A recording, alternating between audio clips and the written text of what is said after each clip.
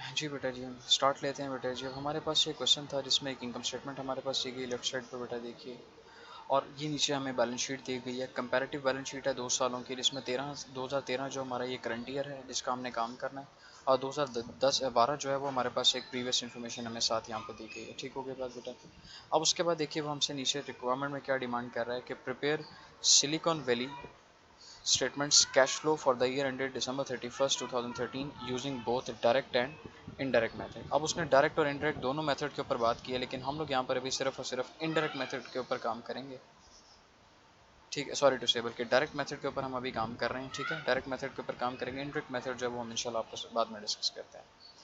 अब right side पे देखिए बेटा, आपको एक पूरी की पूरी कैश फ्लो स्टेटमेंट बनी हुई नजर आ रही है, जिसमें सबसे पहले हमारे पास ऊपर है जी cash flow from operating activities है।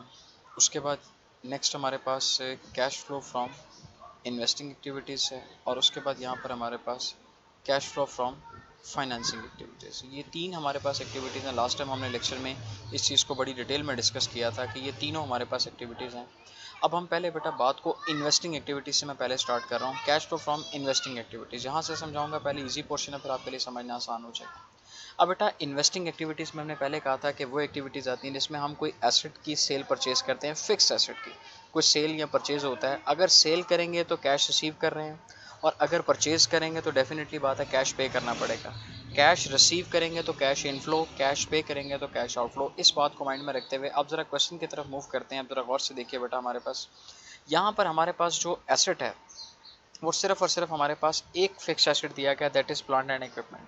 अब देखिए बेटा 2012 में ये था 1,80,000 रुपये का, लेकिन 2013 में जाकर ये हो गया 21 लाख रुपए का, सॉरी 18 लाख रुपए का था 2012 में, और 21 लाख रुपए का हो गया 2013 में। इन शॉर्ट 3 लाख रुपया हमारे पास इसमें क्या हुआ, इंक्रीज कर गया। एसेट एसेट का इंक्रीज करने का मतलब है हमने एक नया एसेट परचेज किया है। तो इस डिफरेंस को उठाकर हम यहाँ पर अपने स्टेटमेंट में लाए, तो addition of plant and equipment के नाम से हमने 3 लाख रुपए ये आउटफ्लो है बेटा। ठीक हो गया। और फाइनली इसके अलावा हमारे पास ना कोई और फिक्स एसेट है और ना ही हमने किसी किस्म की कोई सेल परचेज की, तो इन्वेस्टिंग एक्टिविटी में सिर्फ ये एक ही पॉइंट आएगा। और इसके बाद देखिए मैंने यहाँ पर क्या मेंशन किया, जहाँ मेरा कर्सर है बेटा इस वक्त, कि net cash flow from investing activities, उसको मैंने माइनस में एक्सप्रेस किया क्योंकि आउटफ्लो है। जब पैसा पे किया जा रहा होता है तो वो माइनस के एक्सप्रेशन में शो हो रहा होता है। ये है हमारे पास थी इन्वेस्टिंग एक्टिविटी। अब इसके बाद हमारे पास आती है फाइनेंसिंग। अब ये नेक्स्ट इसके बाद है cash flow from financing activities की बात करते हैं। अब फाइनेंसिंग एक्टिविटीज़ में बेटा हमारे पास क्या होता है कि कोई लॉन्ग टर्म लाइबिलिटीज़ हमने नई ली हैं अपने सर पे, कोई नई लाइबिलिटी जनरेट हुई है, या कोई पुरानी लाइबिलिटी हमने ख़त्म की है, या कोई नए शेयर्स हमने परचेज किए हैं, या कोई नए शेयर्स हमने इशू किए हैं। इस चीज़ की डिस्कशन हमारे इसके अंदर आती है। बट आप सबसे पहले नीचे आ जाइए लाइबिलिटीज़ में, अकाउंट्स पेबल, ये तो शॉर्ट टर्म है, इसका तो हमने कंसर्न नहीं है। Administrative and other expenses payable, इसको भी फिलहाल कोई कंसर्न नहीं है। इनकम टैक्स पेबल, ये सारी करंट लाइबिलिटीज़ है, इसका हमारा कंसर्न नहीं है। अब असल कंसर्न हमारे पास है जी नोट्स पेबल की बात हो रही है। अब नोट्स पेबल बेटा देखिए 6 लाख रुपए के हमारे पास नोट्स पेबल पहले से थे, ये एक लॉन्ग टर्म है, और अब कितने के हैं, 8 लाख के। इसका मतलब 2 लाख रुपए के नोट्स पेबल हमने और इशू किए, और इशू करने का मतलब है कैश इनफ्लो आया। नोट इशू करने का मतलब होता है हमने मजीद 2 लाख रुपए का लोन लिया है। इनफ्लो ऑफ कैश है, तो यहाँ पर देखिए issue of note payable 2 lakh रुपए से शो हो गया बेटा यहाँ पर हमारे पास। फिर सेम इसी तरह से नोट पेबल के बाद कॉमन स्टॉक की बात करते हैं। 8 लाख रुपए का कॉमन स्टॉक पहले था, अब कितने का हो गया, 9 लाख रुपए का कॉमन स्टॉक। इसका मतलब 1 लाख रुपए के कॉमन स्टॉक और बढ़ गए, हमने शेयर्स और मार्केट में सेल किए, और सेल करके हमने लोगों से कैश कलेक्ट किया होगा। तो ये 1 लाख रुपए अगर सोल्यूशन में जाके देखिए तो इशू ऑफ कॉमन स्टॉक के नाम से 1 लाख ये भी आपको शो हो रहा है। ठीक हो गया बेटा जी। अब total cash flow inflow from financing activities हमारे पास कितने का आ गया, 3 लाख रुपए का। अब उसके बाद हमने क्या किया है, नेट डिविडेंड पेज की बात, ये आउटफ्लो था जो हमने, सॉरी टू से, ये इनफ्लो था। 2 लाख का इनफ्लो, 1 लाख का इनफ्लो, ये टोटल 3 लाख का इनफ्लो हो गया।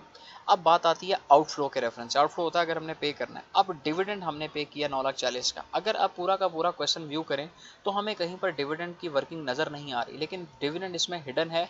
अब वो क्यों हिडन है, अब जरा नीचे आके देखिए बेटा, क्वेश्चन के अंदर रिटेन अर्निंग हमें कितने की दी गई थी, पिछले साल 5,40,000 की थी, और इस साल में रिटेन अर्निंग हमारे पास कितने की है बेटा जी, 5 लाख रुपए की है। रिटेन अर्निंग प्रॉफिट, हालांकि ऊपर जाके देखिए तो हमें प्रॉफिट हो रहा है 9 लाख रुपए का। प्रॉफिट होने की वजह से हमारी रिटेन अर्निंग को बढ़ना चाहिए था, लेकिन अगर हमारी रिटेन अर्निंग कम हो रही है इट मीन सैट, फिर हमने रिटेन अर्निंग अपनी क्या की है, डिस्ट्रीब्यूट की है। अब जरा सोल्यूशन में जाके देखिए तो डिविडेंड पे आपको पेड कितने का नजर आ रहा है, 940 का। इसके ऊपर एक डिटेल वर्किंग है, नीचे जाके देखते हैं बेटा डिविडेंड की वर्किंग किस तरह से है। अब आपके सामने देखिए, ये है बेटा जहाँ मेरा कर्सर है इस वक्त, डिविडेंड पेड ड्यूरिंग 2013। अब जरा गौर से देखिए बेटा, retain earning beginning the year कितने की थी, साल के शुरू में 5,40,000 की। मजीद नेट प्रॉफिट हमने कितने का कमा लिया, 9 लाख रुपए का, यानी कि टोटल अर्निंग हमारे पास कितने की हो गई, 14,40,000 की। अब इसमें से हमने सिर्फ अपने पास कितनी रखी है, 5 लाख रुपए हमारे पास क्लोजिंग में शो हो रहा है। इसका मतलब फाइनली जो बाकी 9,40,000 रुपये है वो डिविडेंड के फॉर्म में हम क्या कर चुके हैं, डिस्ट्रीब्यूट कर चुके हैं। तो वो डिविडेंड जो हमने डिस्ट्रीब्यूट किया फिर उसको आकर हमने यहाँ पर अपने क्वेश्चन में शो कर दिया एज अ आउटफ्लो। अब टोटल 3 लाख का इनफ्लो था, 3 लाख हमें इकट्ठा हुआ इस एक्टिविटी में, और 9,40,000 रुपये हमने डिस्ट्रीब्यूट कर दिया। इसका मतलब ये भी माइनस में चला गया, 6,40,000 रुपया ये हमारे पास थी फाइनेंसिंग एक्टिविटी। क्लियर हो गई बात बेटा, दोनों एक्टिविटीज़ बड़ी आसान थी। अब ऊपर चलते हैं, हमारे पास मेन है ऑपरेटिंग एक्टिविटी। सबसे पहली चीज़ बेटा ऑपरेटिंग में आई है। अब इसमें हमारे पास बड़ी लंबी डिस्कशन है, ज़रा गौर से देखते रहिएगा पॉइंट्स हम किस तरह से जनरेट करते हैं।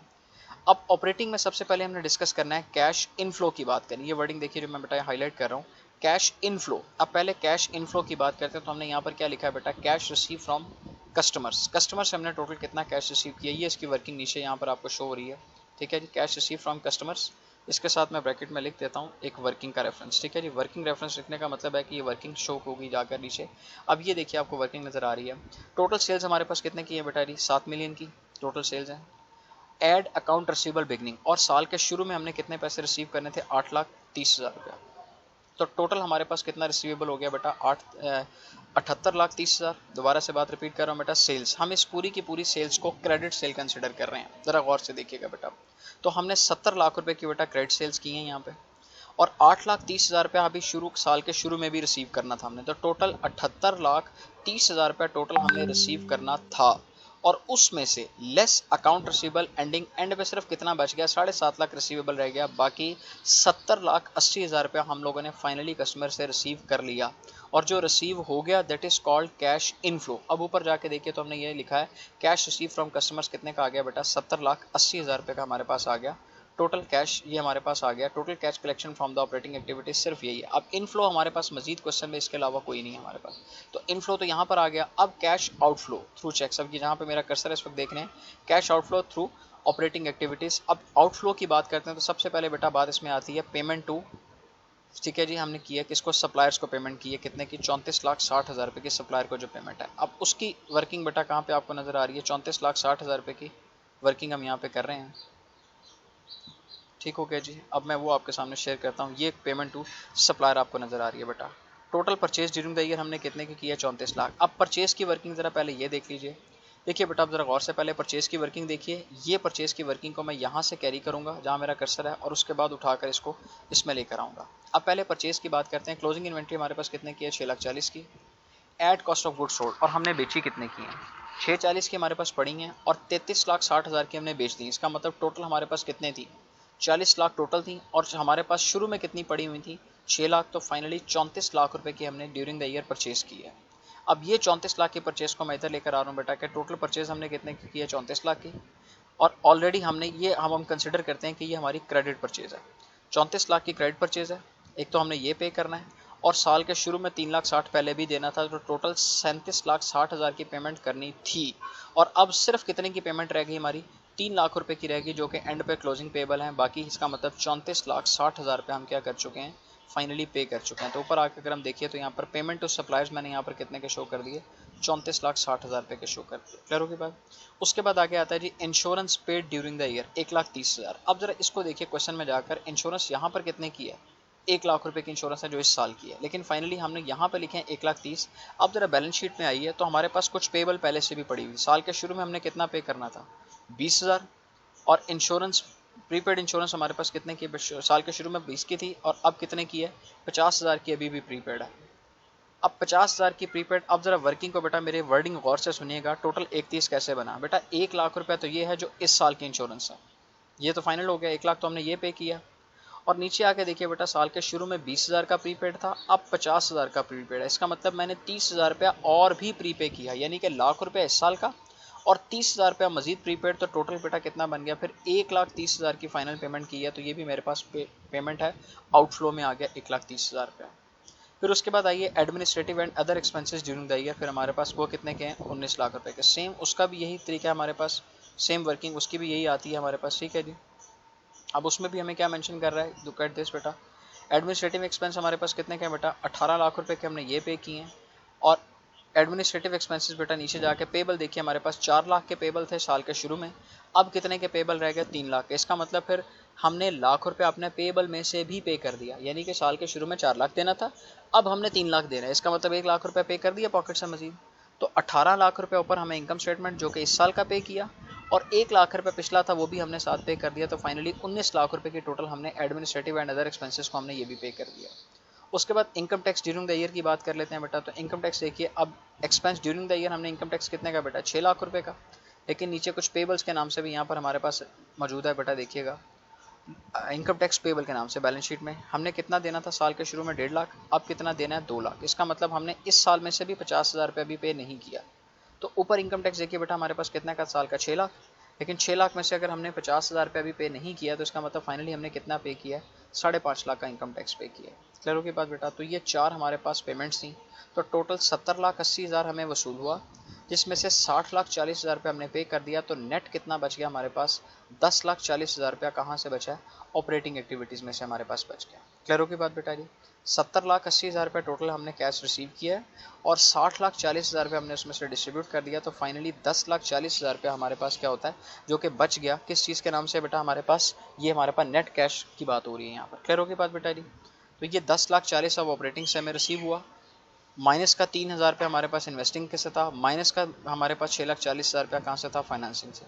तो अगर हम नेट की बात करते हैं, यहाँ पर नेट फ्लो जनरेट करने की बात कर रहे हैं, तो बेटा गौर से देखिएगा कि 10,40,000 रुपया टोटल हमारे पास ये आया, इसमें से माइनस 3 लाख कर दें, माइनस 6,40,000 कर दें, तो फाइनली नेट कैश, ये मेरा जहाँ पे कर्सर आपको इस वक्त नज़र आ रहा है, net cash during the year कितने का है जी, 1 लाख रुपया सिर्फ हमें नेट वसूल हुआ है। ठीक हो गया बेटा, नेट यानी कि तमाम प्लस माइनस कर दिए, तो उसके बाद फाइनली हमारे पास 1 लाख रुपए सिर्फ क्या है, जो नेट कैश में वसूल हुआ। और साल के शुरू में हमारे पास कितने का पड़ा हुआ था, 2 लाख, यानी कि 2 लाख पहले का था, 1 लाख इस पूरे साल में हमें और आ गया। ठीक है, 2 लाख उसमें ये ऐड कर दिया, और फाइनली ये हमारे पास 3 लाख रुपया था, ये कैश का एंडिंग बैलेंस हमारे पास आ गया। And this was the way to find out the closing cash through cash flow statement. तो ये था बेटा हमारे पास कैश फ्लो स्टेटमेंट जो हम लोगों ने इसमें डिस्कस करना था। क्लियर होगी बात बेटा, होप्स हो कि इसमें कोई कन्फ्यूजन नहीं, कोई प्रॉब्लम नहीं, आप लोगों को इजीली आपको समझ आ गया होगा सारा कुछ। ठीक है जी, बाकी क्यूरी सेशन की तरफ हम मूव करते हैं हम लोग। आइए बेटा जी।